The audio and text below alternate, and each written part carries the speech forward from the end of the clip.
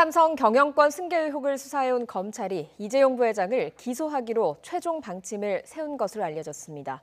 불기소를 의결한 수사심의위원회의 권고를 따르지 않는 결정인데 이르면 내일 최종 수사 결과를 발표할 것으로 보입니다. 이종원 기자입니다. 지난 6월 말 검찰 수사심의위원회가 이재용 삼성전자 부회장에 대해 수사 중단과 불기소를 권고하자 수사팀은 검찰 외부로 눈을 돌렸습니다.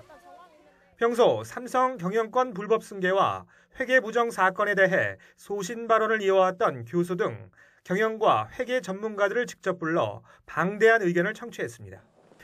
기소든 불기소든 파장이 클 수밖에 없는 만큼 최종 처분을 내리기 위한 명분 쌓기로 인식됐는데 이 부회장 기소가 불가피하다는 결론에 도달한 것으로 전해졌습니다.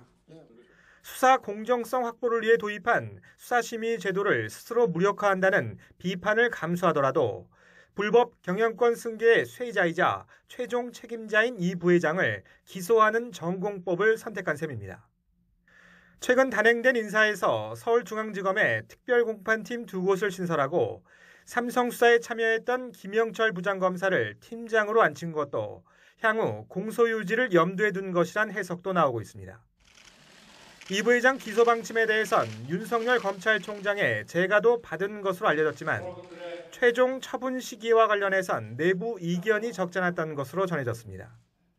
윤 총장은 심의 권고에 불복하는 이유를 국민 눈높이에서 이해하려면 시간적 여유를 두고 충분히 전문가 의견을 수렴해야 한다고 판단해 수사팀장인 이복현 부장검사의 유임을 요청한 것으로 알려졌지만 받아들여지지 않았습니다. 결국 이 부장검사는 3일자로 대전지검 전보가 확정됐고 전출 신고 등 남은 절차를 고려하면 내일 이 부회장에 대한 최종 처분 발표가 유력한 상황입니다. 검찰이 이 부회장의 구속영장을 청구할 당시엔 자본시장법과 외부감사법 위반 혐의가 적용됐는데 합병 과정에서 삼성물산과 주주들에게 손해를 입힌 배임 혐의도 추가될 수 있다는 관측도 나옵니다. 이 부회장이 기소되면 삼성의 옛 컨트롤타워 미래전략실을 이끌었던 최지성 전 부회장과 김종중 전 사장을 포함해 전현직 임원 10명 안팎도 함께 재판에 넘겨질 전망입니다. 검찰은 이 부회장을 재판에 넘길 경우 수사심의위원회 권고를 뒤집게 된 배경을 포함해 기소 결정을 내린 근거 등을 설명하는 자리도 마련할 계획입니다. YTN 이종원입니다.